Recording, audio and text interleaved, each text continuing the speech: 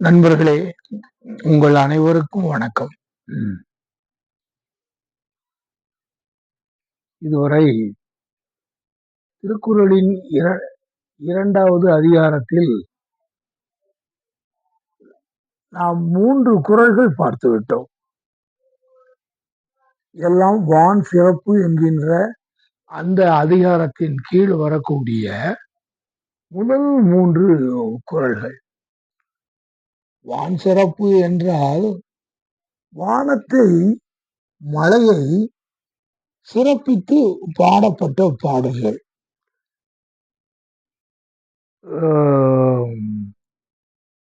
அதையெல்லாம் நாம நிறைய பேரு நாம எல்லாருமே சும்மா அந்த பூமியில நமக்கு என்ன நடக்குது ஏது அப்படிங்கிற அந்த நம்முடைய பார்வைகள் எல்லாம் பூமியை நோக்கியதாகவே நம் இருந்து விடுகிறோம். வானத்தை நாம் பார்ப்பதே இல்லை அதிகமாக. அதனால்தான் அதற்கு பெயர் வான் சிறப்பு. அந்த வானிலே என்ன நடக்கிறது, அதனால் என்ன பயன் மனிதர்களுக்கு விளைகிறது என்பதை திருவள்ளுவர் அவர்கள் சொல்கின்றார்கள். அதனால்தான் அதை வான் சிறப்பு என்று அவர்கள் குறிப்பிடுகிறார்கள். முதல் 3 குறள்களையும் பார்த்தோம். எல்லாமே நமக்கு மிகவும் பயனுள்ள குறள்கள். இன்றைக்கு இந்த வான் சிறப்பு என்கின்ற அதிகாரம் மிக மிக ஆழமாக இதனுடைய ஒவ்வொரு குறளுக்குள் போனாலும் கூட நிறைய நேரம் பேச வேண்டியது வரும். ஏனென்றால் இன்றைக்கு உள்ள சூழ்நிலைகள் அப்படி. அதனால் எல்லாவற்றையும் நாம் அந்த மிக நுணுக்கமாக நாம் ஆராய்ச்சி செய்து ஒரு ஆராய்ச்சி கட்டுரை போல் நாம் இதை சொல்லிக்கொண்டு இருக்க முடியாது. அதனால்தான் நாம் இவைகளை எல்லாம் ஒரு மேலோட்டமாகத்தான் நாம் இதை பார்த்து கொண்டிருக்கிறோமே ஒழிய மிக ஆழமாக நாம் செல்லவில்லை. இதில் இந்த குறள்களை எல்லாம் நாம் ரொம்ப ஆழமாக அதை செல்ல வேண்டிய ஒரு கட்டாயம் அதில் இல்லை என்பதால் இன்றைக்கு கூட ஒரு குறளுக்கு கூட ஒரு குறளை கூட நாம் பேசலாம் என்று இருக்கின்றோம். எப்படி என்றால் இன்றைக்கு 3வது குறள் 4வது குறளிலே, அதாவது மொத்த கணக்கின் பிரகாரம் இது 14வது குறள். இந்த 14வது குறளிலே வான் சிறப்பு அதிகாரத்தில் திருவள்ளுவர் சொல்கிறார், ஏரின் உளார் உழவர். அதாவது நமக்கு தெரியும், இந்த உழவர் அப்படிங்கிறவங்க தான் இந்த எல்லா வயல்கள்லையும் நமக்கு எல்லாவற்றையும் விளைவித்து கொடுப்பவர்கள் இந்த உழவர்கள் தான். அவர்கள்தான் ஏர் பிடிக்கவில்லை என்றால் நம்முடைய வாழ்வே இல்லை, மனித குலத்தின் வாழ்வே இல்லை. அப்போ அந்த ஏர் பிடிக்கக்கூடியவங்களுக்கு என்ன வேணும்? அது பாட்டுக்கு கரெக்டா நமக்கு தென்மேற்கு பருவமழை, வடகிழக்கு பருவமழை இதெல்லாம் அந்தந்த நேரத்துல கரெக்டா வந்துகிட்டே இருந்துச்சு அப்படின்னு சொல்லியாச்சுன்னா அவங்க உழவர்கள் என்ன செய்யறாங்கிறதையும் நம்ம கவனிக்க மாட்டோம். அது பாட்டுக்கு அங்க வேலை நடந்துகிட்டு இருக்கும். இங்க நாம நம்ம பாட்டுக்கு நமக்கு உரிய அந்த விலை பொருட்களை வச்சு வியாபாரம் பார்க்கறது, இல்லை அதை ஒரு தொழிலாக உருவாக்குறது, இப்படிங்கிற மாதிரி அந்த வகையில நாம வேலை நம்முடைய வேலைகள்ல நாம இருப்போம். ஆனால் ஏரின் உழார் உழவர் அவங்க உழவு செய்யக்கூடிய அந்த ஏர் இருக்குல்ல, அதை எடுத்து அவங்க உழுவதற்கு செல்ல மாட்டார்கள். எப்போ அப்படி ஒரு கட்டம் வரும். அந்த கட்டம் எப்போ வருதுன்னா, ஏரின் உழார் உழவர் புயல் என்னும் புயல் என்னும் வாரி வளங்குன்றிக்கால். புயல் என்னும் அப்படிங்கிறதுனா புயல்னா மழை. மழைக்கு இன்னொரு பெயர் புயல். எவ்வளவோ தமிழ் சொற்களில் ஒவ்வொரு நிலைகளை குறிப்பதற்கு அந்த வார்த்தைகள் இலக்கியங்களுக்காக மனிதன் தன்னைத்தானே வெளிப்படுத்துவதற்கு அவன் வார்த்தைகளை உண்டாக்குகிறான். நாம கூட முதல்ல பார்த்தோம்ல, அகர முதல எழுத்து எல்லாம். அப்படி இந்த எழுத்துக்களை அவன் உபயோகப்படுத்தி நிறைய சொற்களை அவன் உருவாக்குறான். அப்படி உருவாக்குறதெல்லாம் எதுக்குன்னா, ஒவ்வொரு விதவிதமாக ஒவ்வொன்னையும் சொல்றதுக்கு. இப்ப நான் ஒரு தமிழ்ல ஒரு புலவரோ ஏதோ ஒண்ணு இல்லாதனால அந்த மழைக்கு அது புயல் மாறி இப்படி இந்த மாதிரிலாம் நிறைய பேர்கள் இருக்கு. ஒவ்வொரு சந்தர்ப்பங்களுக்கும் நம்முடைய புலவர்கள் அவ்வளவு சொற்களை உருவாக்கி இருக்கிறார்கள். எல்லாமே நம்மை நாமே வெளிப்படுத்துவதற்கு உருவாக்கி கொண்டதுதான் இலக்கியம். அப்படி அந்த இதுல அப்படி சொல்லும் பொழுது மழைன்னு சொன்னாரு.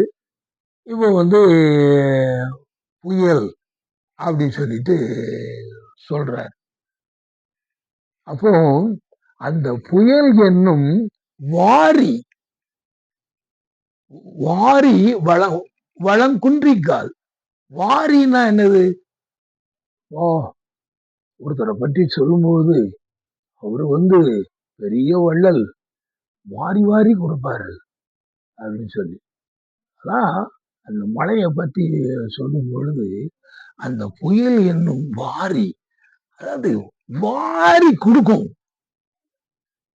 எவ்வளவு தண்ணிய எவ்வளவு வேலைகளுக்கு எவ்வளவு தேவைகளுக்கு நாம பயன்படுத்துறோம். இந்த உலகத்துல மழையினுடைய அளவு, மழை மக்களுக்கு எப்படி எந்த அளவிற்கு அது பெய்கின்றது, எவ்வளவு மழைகள் மக்கள் உபயோகிக்கிறார்கள் தண்ணீரை, இவைகள் எல்லாம் ஒரு விஞ்ஞானிகள் அதை இந்த கணக்கெல்லாம் வச்சிருக்காங்க. அந்த இதுகள் எல்லாம் நம்ம இந்த இதுல நம்ம சொல்லும் பொழுது அது கொஞ்சம் நம்ம ஒரு சாதாரணமா ஒரு ஒரு இலக்கியத்துல நம்ம திருக்குறளை மக்களுக்கு வெளியே சொல்றதுக்காகத்தான் நம்ம இந்த இதை வச்சிருக்கோம். அதுக்காகத்தான் நம்ம இதுல ரொம்ப ஆழமா நம்ம இதுல போகல. அப்படிலாம் இருக்குது. அதனாலதான் அவரு சொல்றாரு திருவள்ளுவர், அந்த வாரி வாரி கொடுப்பாங்க ஐயா. வாரி கொடுக்கும் வள்ளல். கடையேழு வள்ளல்கள் 7 பேரு வாரி கொடுத்தாங்க. வாரி கொடுத்தாங்கன்னா என்ன காரியம்னு இல்ல. அத ஒரு தேருக்கு ஒரு முல்லைக்கு கொண்டு தேர குடுக்குறாங்கன்னா அந்த அளவுக்கு அவங்க அந்த இத கொடுத்தாங்க. வாரி வாரி கொடுக்காங்க. வாரி கொடுக்கும் வள்ளல். நம்ம எத்தனை பேருக்கு நம்ம தமிழ்நாட்டுல அப்படி வாரி கொடுக்கும் வள்ளல்னு சொல்லி எவ்வளவு பேரை நம்ம கொண்டாடுறோம். அப்படி இந்த மாதிரி வாரி அந்த புயல் என்னும் வாரி, இந்த வாரி கொடுக்கிறது சில நேரங்கள்ல வளம் குன்றிக்கால். இந்த வளம் சில நேரங்கள்ல சில சீசன்கள்ல சில தென்மேற்கு பருவமழையில சில வடகிழக்கு பருவமழையில கொஞ்சம் கம்மியா போயிடும். வளம் குன்றிக்கால். குறைஞ்சு போயிரும். இப்படி வரும்போது அப்போ இந்த வளம் குன்றிக்கால் வரும்பொழுது என்ன பண்ண முடியும்? எல்லா இடங்கள்லயும் தண்ணீருக்கு பஞ்சம் ஏற்படும். தண்ணீருக்கு பஞ்சம் ஏற்படும் பொழுது நாம மக்களுக்கு இது விவசாயத்துக்கு தண்ணீர் விடணும்னு சொல்லி மொத்தம் வந்து தண்ணீர் விட்டுக்கிட்டு இருக்கோம். இப்போ நீங்க போன வருஷம்லாம் நீங்க பார்த்தீங்கன்னா நமக்கு வந்து இந்த மேட்டூர் டேம்லாம் வந்து இந்த மாதிரிலாம் நமக்கு நிறைய முடியாம போச்சு. தடவை 2, 3 தடவை நமக்கு நிறைஞ்சிட்டு இந்த ஆகஸ்ட் 25, 26ல போன தடவை அந்த மாதிரிலாம் இல்லை. நம்முடைய ஆடி 18 ஆடி ஆடி பெருக்கு இதுகள்லாம் நமக்கு தண்ணி இல்லை. ஒரு 2, 3 வருஷத்துக்கு முன்னால பார்த்தீங்கன்னா நீங்க வந்து திருச்சி அந்த பக்கங்கள் எல்லாம் ஆடி பெருக்கு தண்ணியே கிடையாது. ஒவ்வொரு இடங்கள்லையும் வந்து ஒரு கிணறு தோண்டி தான் அந்த ஆடிப்பெருக்க கொண்டாடினாங்க. அப்போ அந்த ஊர்கள் எல்லாம் தஞ்சாவூர்ல அந்த ஊர்கள்ல எல்லாத்துலேயும் உழவர்களுக்கு பயிருக்கு தண்ணீர் கிடையாது. டேம்ல இருந்து தண்ணி வரணும், இருக்கணும், வாய்க்கால்கள்ல தண்ணி ஓடணும். அது வரைக்கும் வந்தா தான் அந்த தண்ணியை பார்த்து நாங்க எத்தனை பயிர் வந்து இது பண்ணணும் அதெல்லாம் கூட ஒரு 2, 3 வகையறா பயிர்கள் நாம செய்யறோம்ல. பிசானங்கிறோம் அதுங்கிறோம் இந்த மாதிரிலாம் பண்றோம்ல. அப்ப இதையெல்லாம் வந்து நம்ம செய்யும்போது இது இருக்கும்போது இந்த இது வளம் குன்றிட்டுன்னா எல்லாம் அங்கங்க இது ஆயிரும். தண்ணியை பார்த்து தான் பயிரை போடுறதா போட வேண்டாமா அது.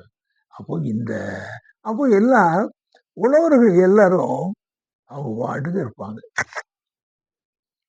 என்ன செய்யறது? ஒன்னும் செய்ய முடியலையே.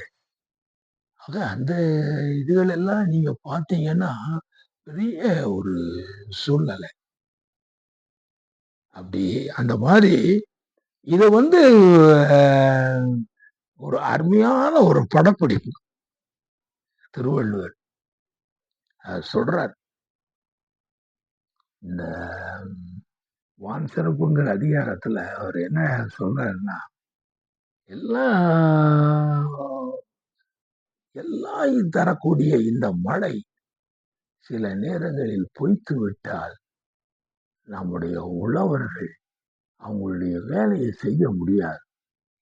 உழவர்கள் வந்து வேலையை செய்யல அப்படின்னு சொன்னாச்சுன்னா அதுக்கப்புறம் அவங்க வந்து எல்லாம் அது வந்து ஒரு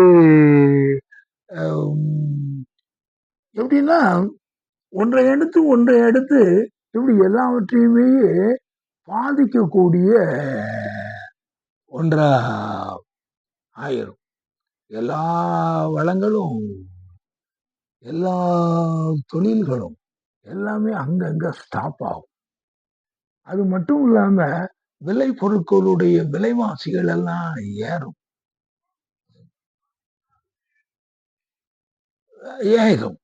அது இப்படி இருக்கும்போது இந்த ஒரு மழை வந்து குறைந்தால் விவசாயிகள் வேலை செய்யவில்லை, அதுல ஏறல உழல அப்படின்னு சொன்னாச்சுன்னா சாதாரணமான விஷயம் இல்லை. அதனால் எல்லாமே பாதிக்கப்படும். இந்த மழை அப்படிப்பட்ட ஒரு சிறப்பு வாய்ந்தது. அது என்றைக்கும் வரக்கூடிய அளவிற்கு சரி. இன்னைக்கு வந்து இந்த மழையை பற்றி நம்ம இப்படி பேசுறோம். ஏன் வந்து சில நேரத்துக்கு நமக்கு பொய்த்து போகுது அப்படிங்கிறதுக்கெல்லாம் வந்து பல காரணங்கள் வந்து இருக்குது. அதை நம்ம தெரியாத காலங்கள்ல அதெல்லாம் நடந்துட்டா கூட பரவாயில்ல. இப்ப நமக்கு எல்லாமே நமக்கு தெரியுது. அதெல்லாம் தெரியும் பொழுது இந்த ஒரு சூழ்நிலையில் வராதபடிக்கு நாம் என்ன செய்ய வேண்டுமோ அதை நாம் செய்ய வேண்டும். இது வந்துவிடவே கூடாது. மழை கண்டிப்பாக அதனுடைய காலத்தில் நமக்கு மழை வந்து கொண்டிருக்க வேண்டும். உள்ளவர்கள் அவர்கள் தொழிலை பார்க்க வேண்டும். ஊரில் மக்கள் எல்லோரும் பஞ்சமில்லாமல் நன்கு வாழ வேண்டும். ஆக இதற்கு நாம் என்ன செய்ய வேண்டும் என்றால், நாம் செய்ய வேண்டியது நிறையாக இருக்கிறது. இது ஒண்ணும் இந்த ஒரு குறள சொல்லி, ஒரு சின்ன ஸ்டேட்மெண்ட்ட மட்டும் குடுத்துட்டு, வள்ளுவர் இது மட்டும் சொல்லிட்டாரு. மழை இல்லன்னா தான் உழவர்கள்லாம் இது பண்ணி நமக்கு தெரியாதா? அப்படின்னு நம்ம சொல்றதுக்குள்ள இது இது கிடையாது அது. புரிந்து கொள்ள வேண்டும். ஒரு வான் சிறப்பு என்ற ஒரு அதிகாரத்திலே அவர் இவ்வளவு சொல்றாருன்னா, இது எதற்காக சொல்லப்படுகிறது அப்படின்னா, இந்த வான் எப்பொழுதும் நமக்கு வழங்கிக் கொண்டே இருக்க வேண்டும். அதற்கு இன்று நமக்கு எல்லாம் தெரிந்திருக்கிறது. அதற்குரிய காரணங்கள், காரியங்கள் எல்லாம் தெரிந்திருக்கிறது. தண்ணீர் பயன்படுத்துவது எப்படி? தண்ணீரை எந்த அளவிலே நாம் உபயோகப்படுத்த வேணும்? இப்படி எல்லா விஷயங்களுமே இன்றைக்கு நமக்கு கற்றுத்தர நிறைய வழிகள் இருக்கிறது. கற்றுத் தருவதற்கு நிறைய அரசு துறைகளில் எத்தனையோ வேறு ஈடுபட்டு இருக்கிறாரு. எல்லோருமே அவருக்கு கற்றுத் தருகிறாரு. இப்படி இப்படி இருக்க வேண்டும். பாசனத்தில் கூட நம்முடைய பொருட்கள் விவசாயம் செய்வதில் கூட சொட்டு நீர் பாசனம் என்று ஒரு முறை இருக்குது. முழுசா தண்ணிய ஊத்திக்கிட்டே எப்பவும் இருக்கிறத விட, நீங்க அதுக்கு அந்த மண் காய்ந்து விடாமல் இருக்க, அது ஒரு சொட்டு சொட்டாக அந்த தண்ணீர் விழுந்து கொண்டிருந்தாலே போதும். அந்த பூமி அருமையாக விளைச்சலை கொடுத்து விடும். ரொம்ப தண்ணி தான் உள்ள போட்டு இருக்குல்ல, இதெல்லாம் நமக்கு சொல்றாங்க. எப்படி நீங்க தண்ணி விடணும், இதுக்கு எப்படி பாத்தி கட்டணும், அதுக்கு அப்படின்னு சொல்லி எவ்வளவோ சொல்றாங்க. இதை நம்ம பட்டணத்துல உள்ளவங்களுக்கு இதெல்லாம் நமக்கு தெரியாது. இதையெல்லாம் நாம் தெரிந்து கொண்டால், இதை நாம் பின்பற்றுவதற்காகத்தான் இந்த தலைப்புகளில் எல்லாம் வள்ளுவர் அவர்கள் இதை சொல்லுகிறார்கள். இதுகளை எல்லாம் நாம் பின்பற்ற வேண்டும் என்று கூறிக்கொள்கின்றேன். அடுத்து நாம் இன்னொரு குறளை பார்ப்போம். நன்றி, வணக்கம்.